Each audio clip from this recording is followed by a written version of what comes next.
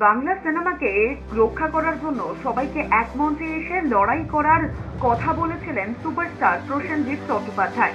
মির্জা ছবির special screening এ গিয়ে বুম্বাদা জানিয়েছিলেন বাংলা ছবিকে বাঁচাতে একে অপরের ছবির জন্য লড়াই করতে হবে।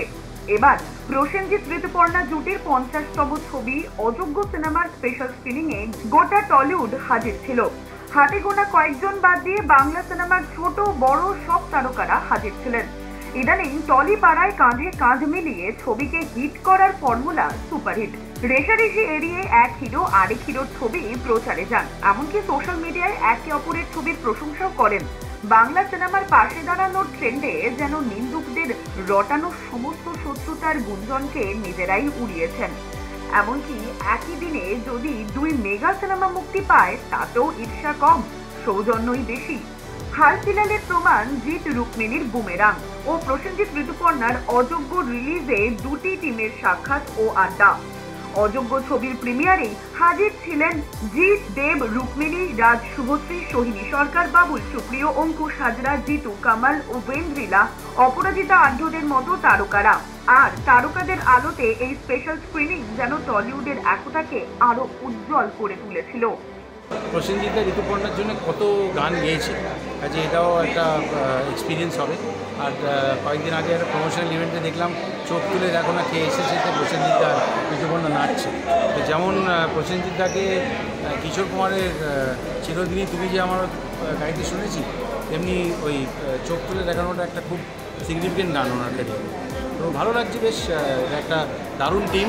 50টা ছবি প্রসেনজিৎ আর ঋতুপর্ণা একসাথে করেছে, ভাবতেই কীরকম লাগছে। It's a fantastic feat. তো আমি বলবো যে সবচেয়ে যোগ্য লোকেদেরকে নিয়ে অযোগ্য পিকচার বানিয়েছেন Kaushik Ganguly. I am really looking forward to see and congratulations, best wishes to the entire team. আমার মনে হয় ঋতুদি আর বুম্বাদা মধ্যে 100 ছাড়িয়ে যাবে, যেই অবস্থায় যাচ্ছে, যেই রেটে যাচ্ছে। আমার মনে হয় যেই রেটে ওনারা সাকসেসও পাচ্ছেন, এটা 50তম, এটা I think it's a matter of time. শীঘ্রই তোমাদের সঙ্গে আবার দেখা হবে 100তম ছবি এবং এভারগ্রিন প্যান।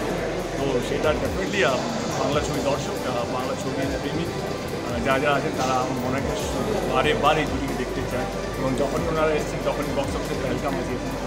যে গ্রেট ফিলিং। ইন্ডাস্ট্রির একজন সদস্য বা বুম্বাদা এবং ঋতুদি দুজনেই খুব কাছে, এবং তিনজনেই আমার সবচেয়ে কাছে মানুষ ইন্ডাস্ট্রি।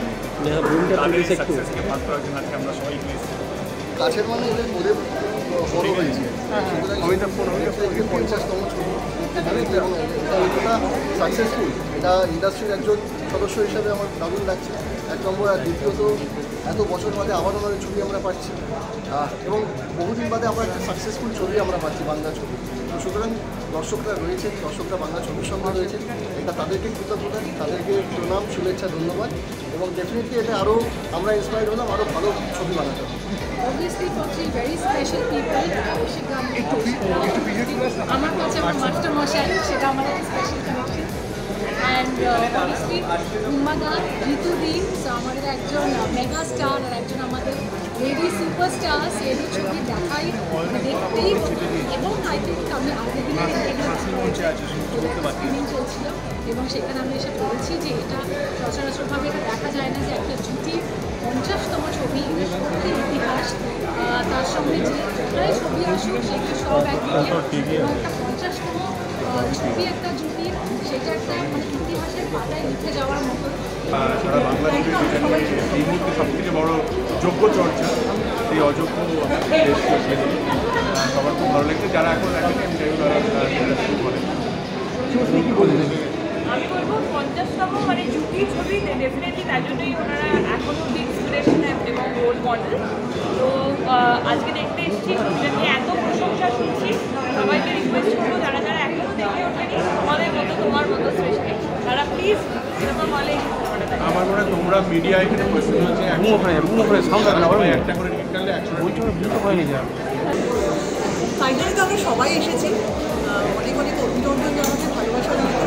মানে টলিউডের এরকম চর্চিত যাদেরকে নিয়ে সবাই আর কি ভেবেছে যে এরকম জুটির একটা মানে আইডিয়াল কাপল, যাদেরকে দেখে মনে হয়েছে যারা অভিনয় করতে চেয়েছেন তাদের মনে হচ্ছে এরকম একটা জুটি বাঁধতে পারলে ভালো হয়, বা প্রডিউসাররা মনে করেছেন, ডিরেক্টররা মনে করেছেন এরকম একটা জুটি আমরা কবে লঞ্চ করি। তো সেই রকম একটা জুটি যারা 50তম ছবি করছে তাদের অনস্ক্রিন কেমিস্ট্রি দেখলে এখনও দর্শকদের মনে হয় আমাদের মধ্যে যারা অভিনয় এখনও শিখছেন, যারা করছেন, তাদের জন্য আর কি দেখে মনে হয় বাও, এই তো এরকম একটা কেমিস্ট্রি আমাদের তৈরি করতে হবে।